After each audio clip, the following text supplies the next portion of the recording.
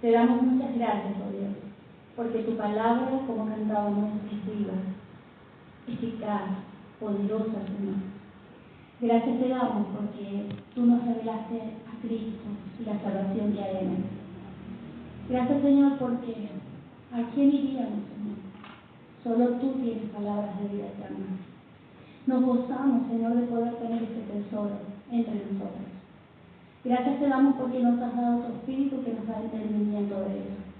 Y nuestros corazones están abiertos, oh Dios, dispuestos para escucharte y recibir tu palabra como enseñanza, Señor.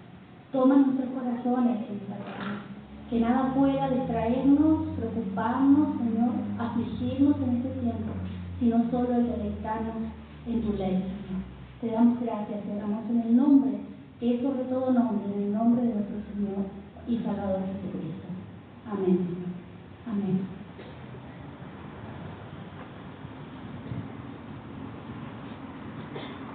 El pasaje en el cual vamos a estar meditando hoy se encuentra en Santiago, capítulo 1, versículos del 22 al 25.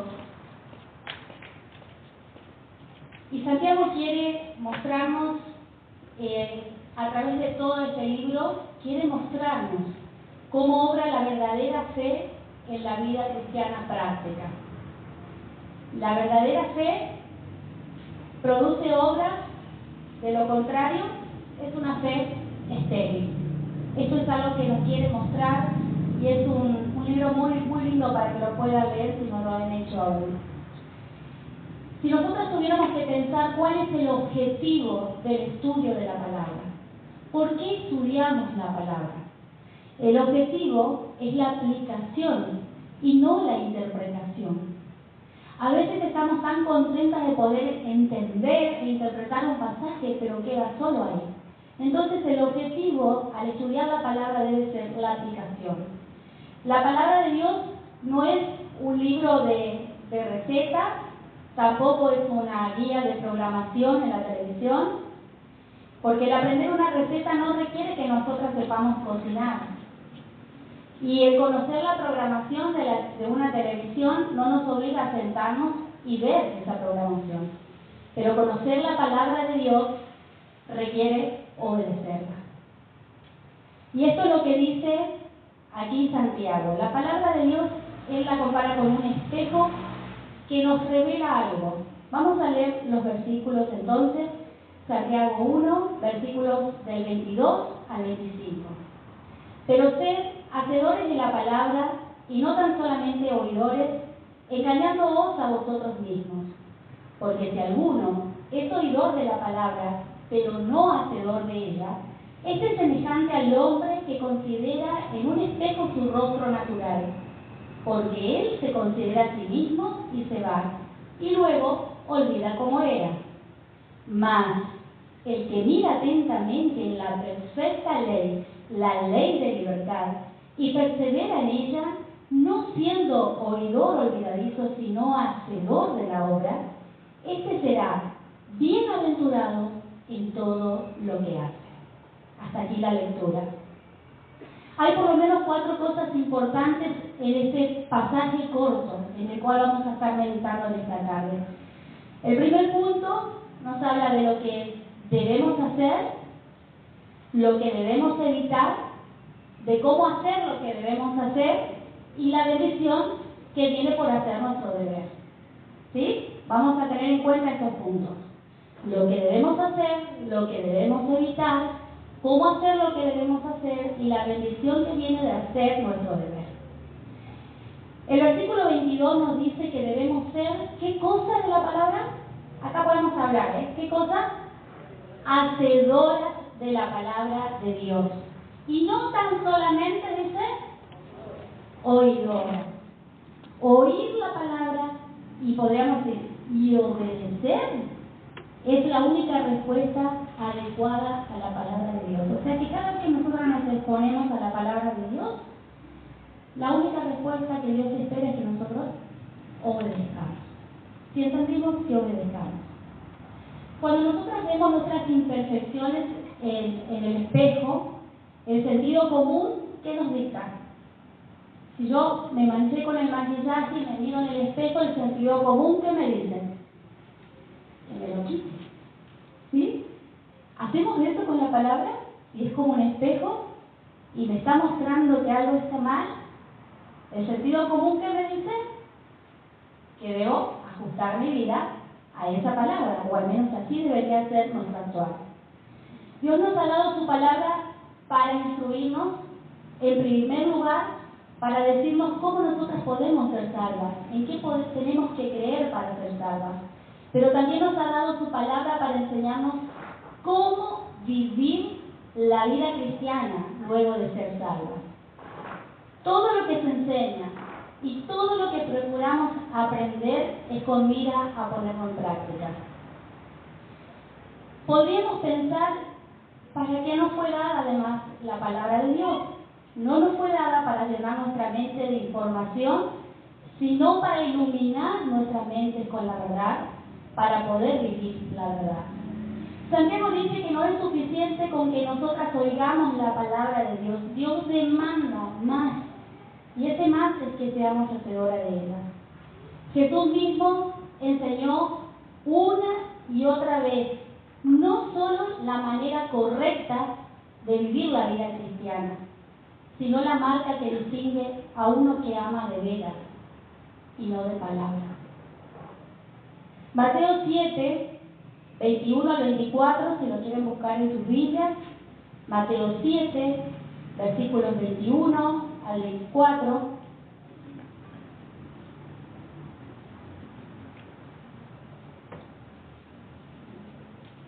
Dice así: no todo el que me dice Señor, Señor entrará en el reino de los cielos, sino el que hace la voluntad de mi Padre que está en los cielos.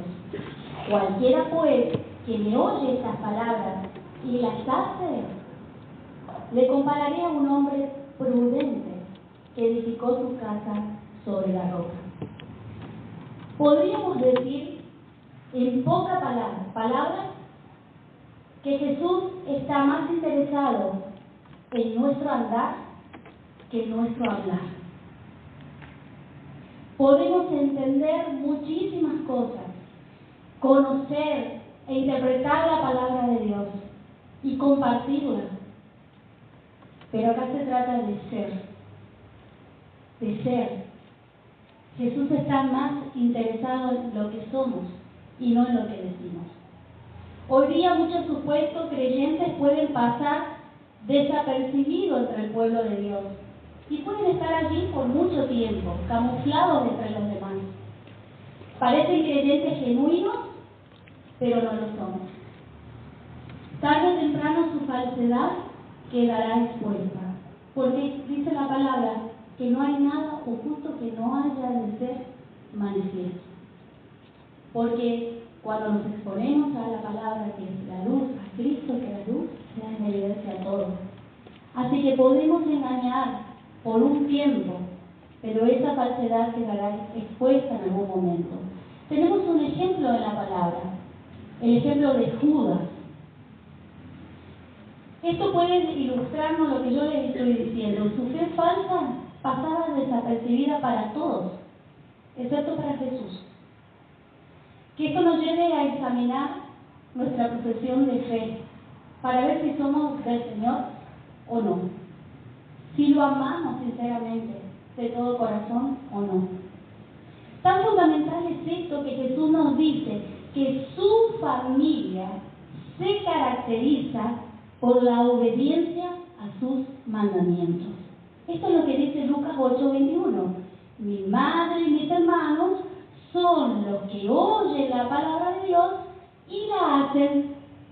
Y Pablo, hablándole a los romanos, le dice lo mismo en Romanos 2:13. Porque no son los oidores de la ley los justos ante Dios, sino los hacedores de la ley serán justificados.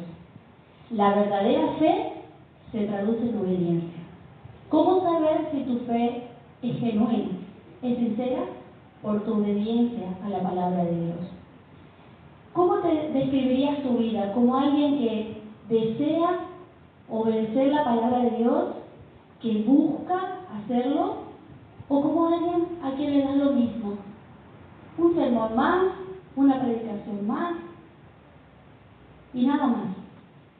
El segundo punto, lo que debemos evitar, también allí en el versículo 22 nos dice, debemos evitar el engañarnos, dice, a nosotras mismas.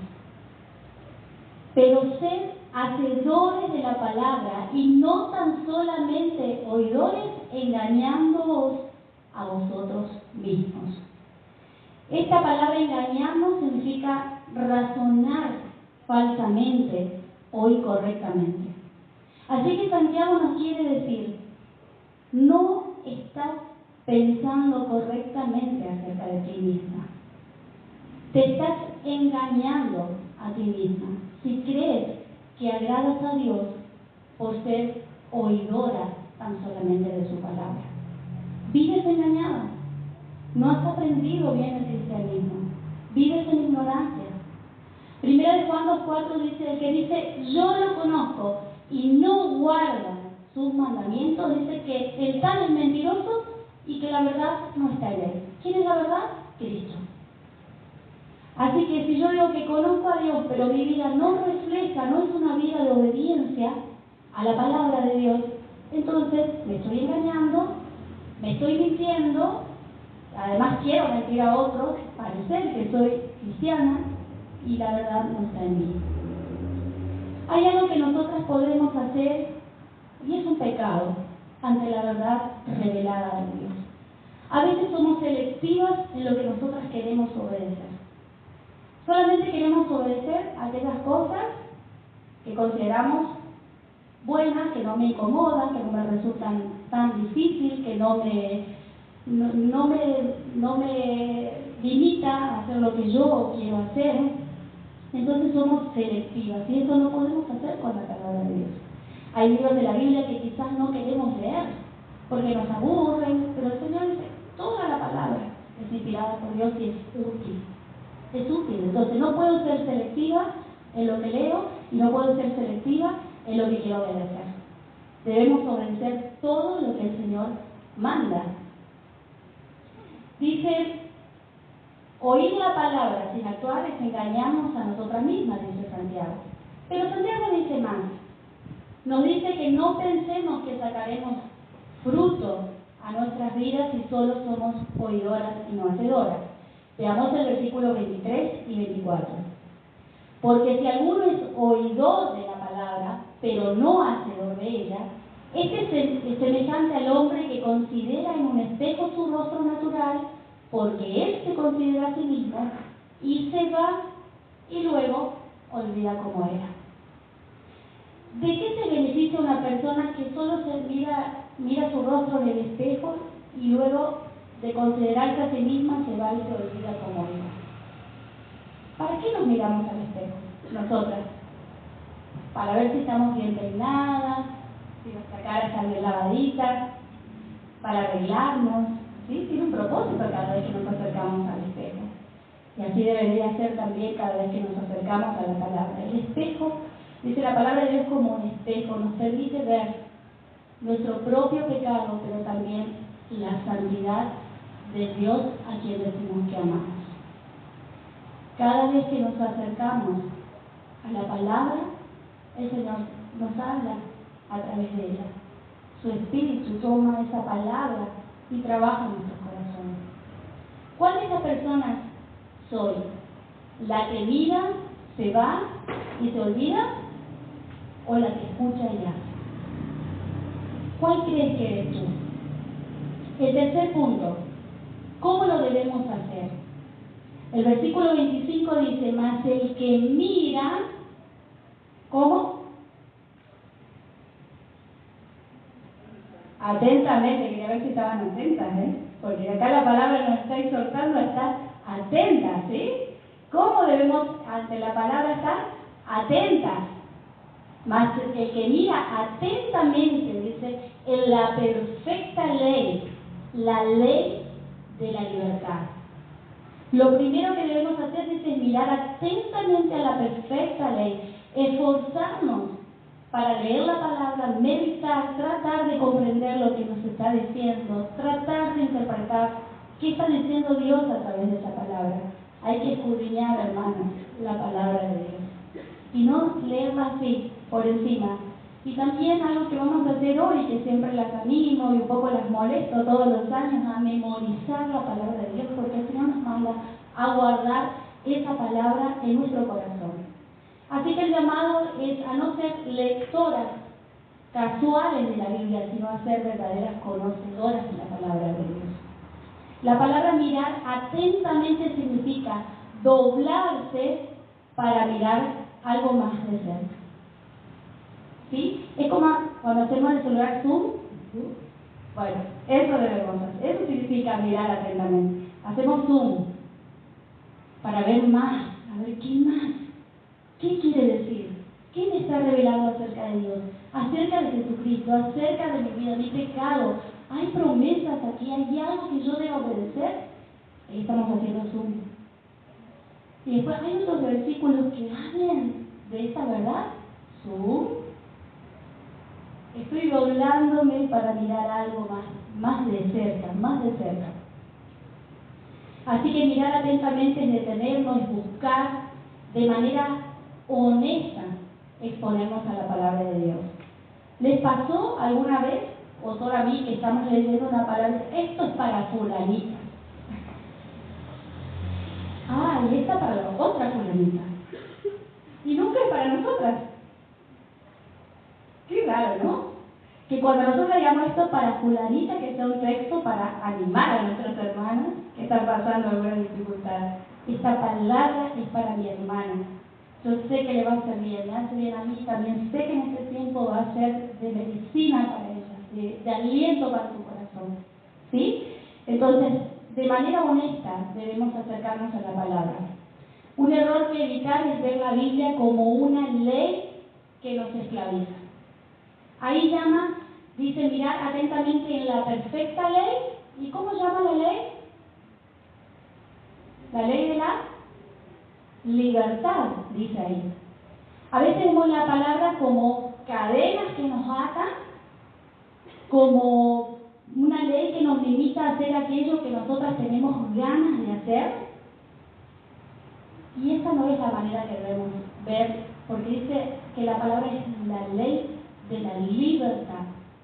Sobre todo cuando éramos más jóvenes, decíamos, no quiero aprender más lo que dice la Biblia porque hay muchas cosas que no voy a poder hacer más, no voy a poder tener estos amigos, no voy a poder ir a tal lugar, no voy a poder vestirme así, no voy a poder hablar de este modo, no. Se cree que muchas personas no creen en la palabra porque no quieren obedecer la palabra. Porque si creen en la palabra tienen que creer en Dios y obedecer lo que Dios manda. Entonces, podemos estar viendo la palabra así como una ley que viene a esclavizarnos, pero es todo lo contrario. La ley de Dios produce libertad cuando va unida al Evangelio y al poder del Espíritu Santo para cambiar nuestros corazones. Aunque la ley del Antiguo Testamento, como dice Romanos 7:12, era santa, justa y buena, no tenía poder en sí misma para conseguir que los pecadores se conformaran a ella, sino que esta ley esclavizaba, nos acusaba, nos condenaba, como dice Pablo en Gálatas 3:10. Pero los que dependen de la ley para hacerse justos ante Dios están bajo la maldición de Dios, porque las Escrituras dicen: maldito es todo el que no cumple ni obedece cada uno de los mandatos que están escritos en el libro de la ley de Dios. De modo que si alguien dice en la palabra, ahí continuando en Santiago, que ustedes pueden ver en el capítulo 2, ¿qué pasaba si alguien no cumplía un punto de la ley? Se hacía culpable de todo. O sea, que si yo obedecía 9 puntos y el 10º no, era tan culpable como aquel que no obedecía ninguno de los puntos. Así que ninguno puede justificarse a través de la ley. Es lo que está diciendo de la palabra. No por obedecer los mandatos, cada uno de ellos nosotros podemos ser justificados delante de Dios. Yo me ponía a pensar, ¿por qué Dios nos pide algo imposible de hacer? ¿O alguien aquí ha guardado la ley de Dios de manera perfecta, sin fallar en ningún punto. Pero yo digo perfecta, perfecta. Como decir, bueno, yo intenté, yo me esfuerzo, yo quiero, deseo, pero no hay nadie que haya obedecido la ley perfectamente. ¿Por qué Dios nos da algo tan imposible de hacer? Porque esa ley fue dada para apuntarnos a Cristo, el perfecto Hijo de Dios, el único que cumplió toda la ley. Cristo nos hizo libres de la maldición de la ley, de esa ley que nos condenaba, cuando Él mismo fue hecho, dice la palabra, maldición por nosotras. Él nos libertó del poder condenador de la ley para que nosotras seamos ahora libres en Cristo, bajo la guía y la dirección de la ley. Por eso el salmista podía decir, oh, cuánto amo yo tu ley. Todo el día es esa mi meditación, porque esa ley traía libertad. Trae libertad porque tiene la sabiduría que le lleva a la salvación. Como dice Timoteo, 2 Timoteo 3:15, y que desde la niñez han sabido las sagradas escrituras, las cuales te pueden hacer sabio para la salvación por la fe que es en Cristo Jesús. Es por eso que la palabra aquí es llamada la ley de la libertad. Cristo tomó la maldición de la ley sobre sí cuando fue colgado en la cruz. Lo hizo para que nosotras no tuviéramos que enfrentar el castigo por nuestros pecados. La única condición para ser salvos es que aceptemos lo que Cristo hizo en la cruz. El sacrificio de Cristo es suficiente. Dice Colosenses 1:22, pero ahora Él nos reconcilió consigo mediante la muerte de Cristo en su cuerpo físico. Como resultado los ha trasladado a su propia presencia.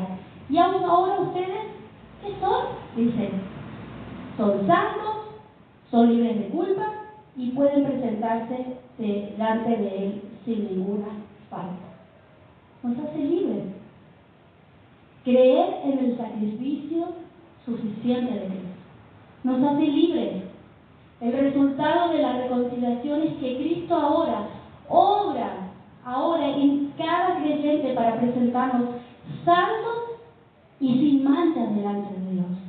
Es por eso que podemos afirmar que la palabra de Dios es la ley de libertades. Que podamos ver así a la palabra de Dios. No sé si en algún momento pensaron en la palabra de Dios así, como perfecta y como la ley de la libertad. Que podamos perseverar en ella, en estudiar. Y esto no es algo de un momento, dice que debemos perseverar en ella. Es algo continuo. En la ley de Jehová debería estar nuestro deleite. No debería haber algo más grande para que nos cause a nosotros deleite que estar en la presencia de Dios escuchándolo hablar. Si yo les preguntara, ¿qué es lo que más a ustedes les complace en sus vidas? Podrían decirme un montón de cosas, como sentarme a tomar unos mates en la sombra, en el patio, estar con mis hijos, compartir una charla, salir, viajar. ¡Ay, cómo me complace eso! Pero podrías decir que tu mayor deleite es meditar en la ley de Dios. Santiago nos habla de la bendición que cosecha el que obedece a Dios. Y ese es el cuarto punto, la bendición de hacer nuestro deber. El pasaje termina con una bendición, pero es una bendición que nos enseña un principio más acerca de la vida cristiana. El versículo 25 dice, este será, prestemos atención, ¿no? Bienaventurado el, ¿cómo? ¿En lo que hace, dice? ¿O dice algo más? ¿En todo será?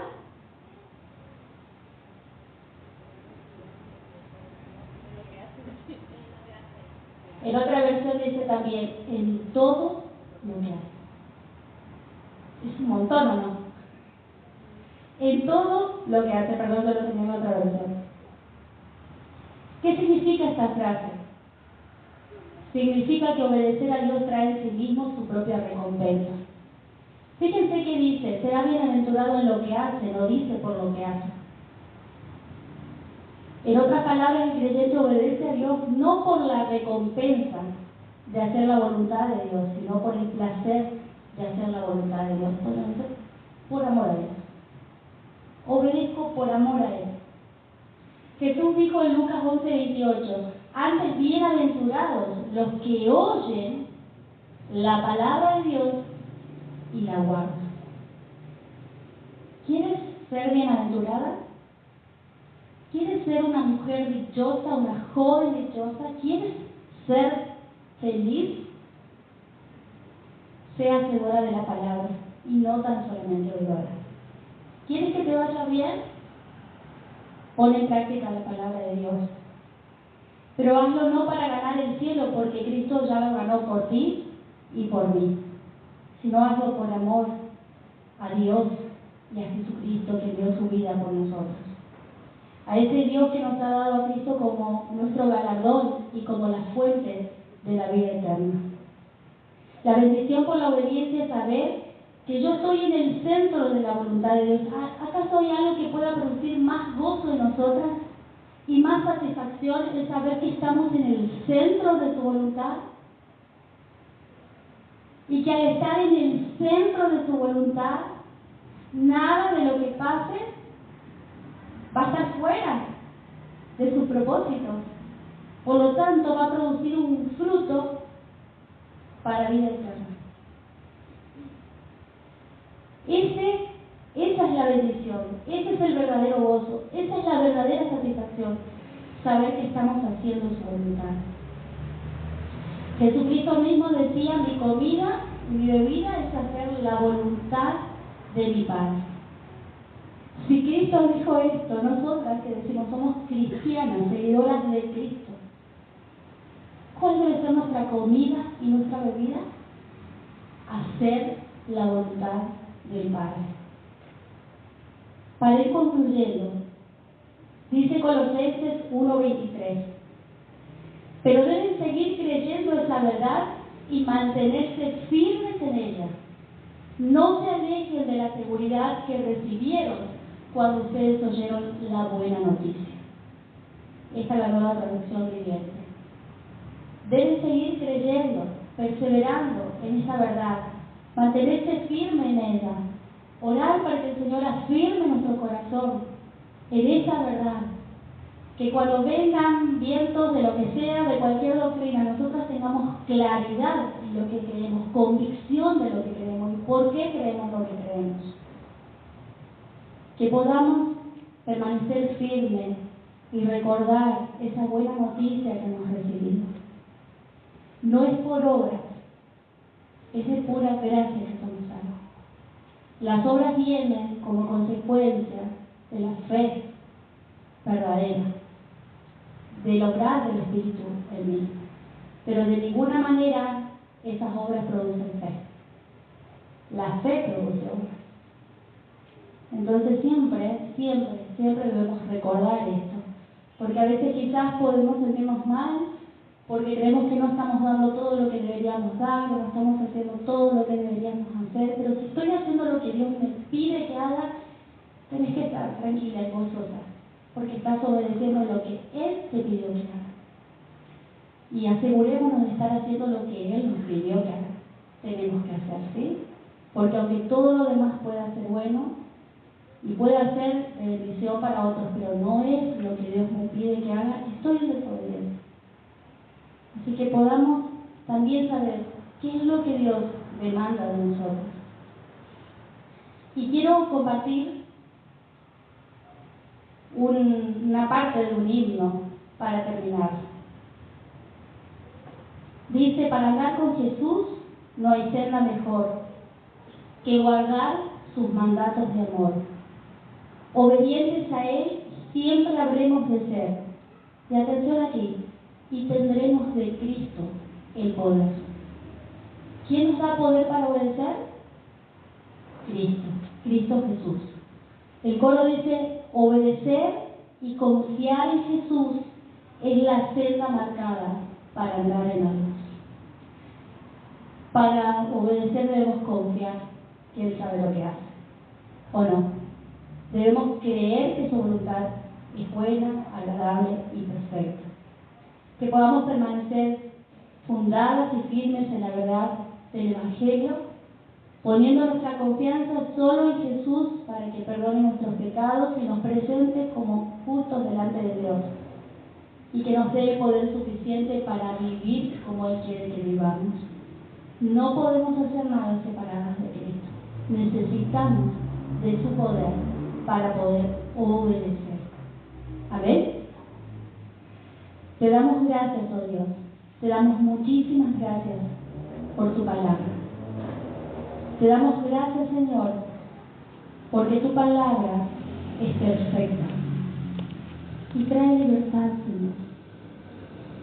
Nos hace libre de la condenación, nos hace libre de la culpa, y no solo eso, sino que nos permite, a través de Cristo, poder llegar a ti, Padre. Gracias te damos. Queremos ser mujeres, Señor, prudentes, que edifican su vida sobre la roca firme, que es Cristo Jesús, tu palabra, Señor. Queremos andar en ella. Líbranos del engaño. Líbranos de mentirnos a nosotras mismas, oh Dios. Líbranos de las apariencias. Señor, tú confrontaste cuando tuviste que dar tierra a la falsa religiosidad. No queremos andar de esa manera. Señor, que nuestro amor por ti sea sincero, genuino y también hacia nuestros hermanos. Gracias porque Cristo ha cumplido esa ley perfectamente. Y es por eso que nosotros hoy podemos ser justificadas a través de confiar en la obra de Cristo. Gloria sea, Señor, a tu Hijo Jesús. Gloria sea a ti, Dios Padre. Te damos muchas gracias por tu palabra. En el nombre de Jesús. Amén. Amén.